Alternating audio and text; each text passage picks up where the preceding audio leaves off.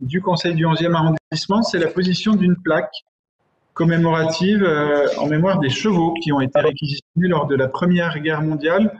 Il s'agit d'un projet qui a été proposé par Grégory Moreau et préparé conjointement par lui-même ainsi que Rosalie Lama, en relation avec les associations d'anciens combattants. Et donc, je vais leur laisser la parole à tous les deux pour présenter ce beau projet. Merci. Madame la maire, monsieur le maire, chers collègues, mesdames et messieurs, permettez-moi d'abord de rappeler brièvement, bien sûr, le contexte historique.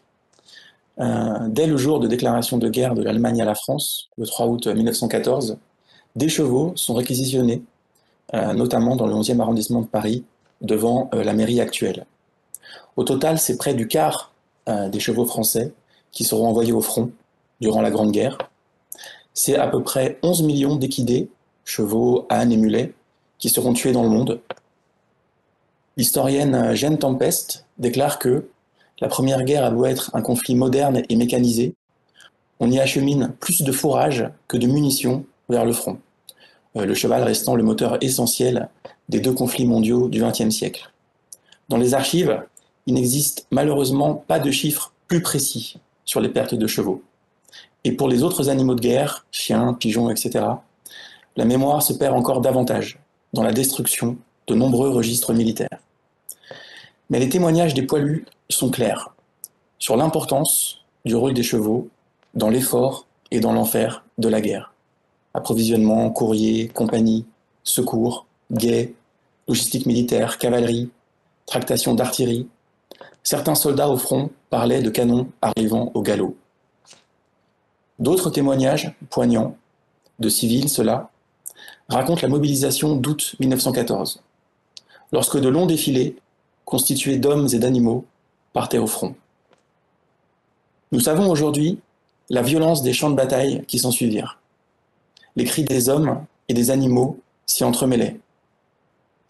L'historien Éric Baratet explique pourquoi les cavaliers chargeaient groupés, ce qui peut sembler suicidaire face aux mitrailleuses allemandes. En fait, avec le bruit, la poussière, l'odeur du sang, les chevaux menés isolément seraient partis dans l'autre sens.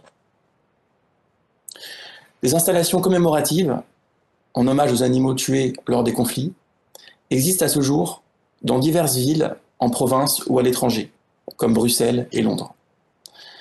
Un vœu a été adopté au Conseil de Paris en 2018, visant la création d'une stèle commémorative dans ce même esprit. Aujourd'hui, c'est fort des soutiens concrétisés en particulier par les lettres de l'Office national des anciens combattants et victimes de guerre, ainsi que de l'association Paris Animaux Zoopolis, et suite au travail en collaboration avec Fabien Barrassé et ma collègue élue Rosalie Lama, première adjointe au maire, que j'ai l'honneur, en tant que représentant du parti animaliste au sein du groupe écologiste de Paris, dans la majorité de la mairie du 11e arrondissement, de vous présenter la proposition tendant à l'apposition d'une plaque commémorative en souvenir des chevaux réquisitionnés lors de la Première Guerre mondiale, sur la place Léon Blum à Paris. Une telle réalisation de la mairie permet de ne pas oublier ni le rôle crucial, ni les souffrances et sacrifices silencieux des chevaux engagés aux côtés des soldats et morts eux aussi pour la France. Ce geste contribue humblement, mais symboliquement, à donner une place dans la mémoire collective et partant dans notre société à tous nos fidèles compagnons de route que sont les animaux. C'est enfin un écho à la sensibilité grandissante des citoyennes et citoyens envers la cause animale. Je vous remercie. Merci beaucoup, chers collègues, pour cette très belle présentation. Est-ce que Rosalie Lama souhaite ajouter quelque chose? Oui. Tout à fait. Bien, cette plaque, cette délibération qui aura pour l'objet d'apposer à l'initiative de la mairie du 11e, cette plaque en mémoire des chevaux morts pendant la Première Guerre mondiale sera apposée place Voltaire sur les grilles de les grilles jardinières face au rond-point. Alors, pourquoi la poser place Voltaire? Tout simplement parce que cette place s'appelait à l'époque, je disais place Léon Blum, hein, elle sera posée place Léon Blum. Cette place s'appelait à l'époque place Voltaire. Et était l'un des lieux où devaient être amenés les chevaux dès la Première Guerre, le 3 août en 1914, afin d'être réquisitionnés par les autorités. C'est sûr que nous devons rappeler la place de ces animaux par leur action et leur présence réconfortante auprès des combattants, nous poilus, qui ont eu à leur niveau participé eux aussi à la victoire de la France et de ses alliés. Cette plaque rendra compte de tout cela. Ce projet, réalisé, comme l'a dit Grégory, à son initiative, avec le soutien de l'ONAC, mais aussi avec le soutien des associations d'anciens combattants qui ont répondu avec écho à cette demande et à cet hommage que nous pourrons rendre aussi aux animaux.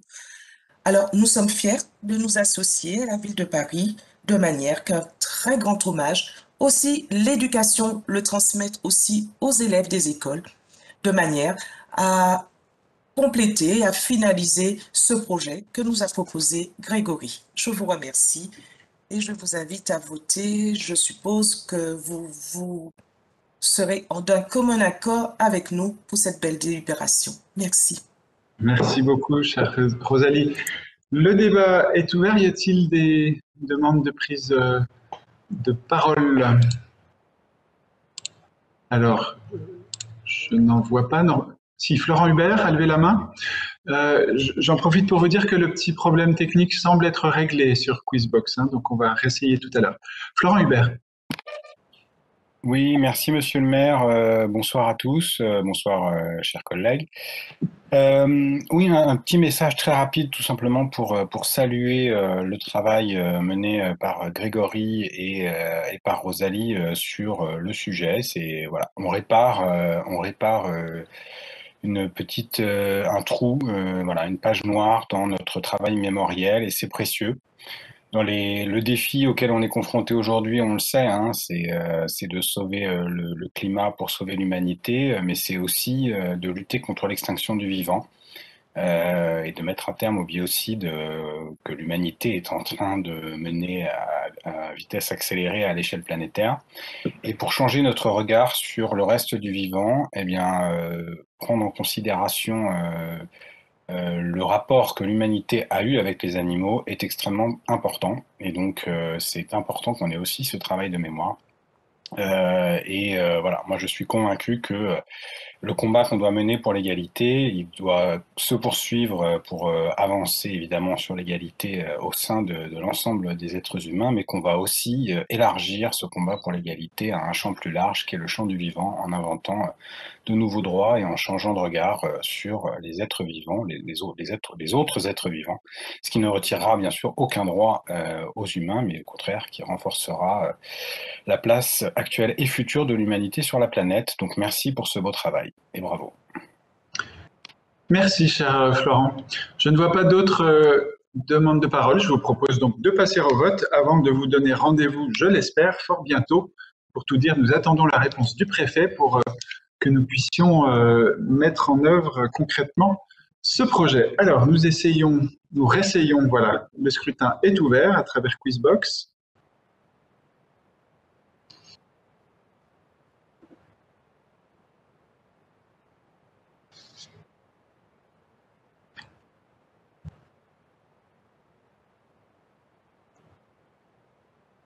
Alors, 27 votants sur 28. Tous pour, je pense qu'on peut clore le scrutin. Et donc, unanimité, merci beaucoup. Alors,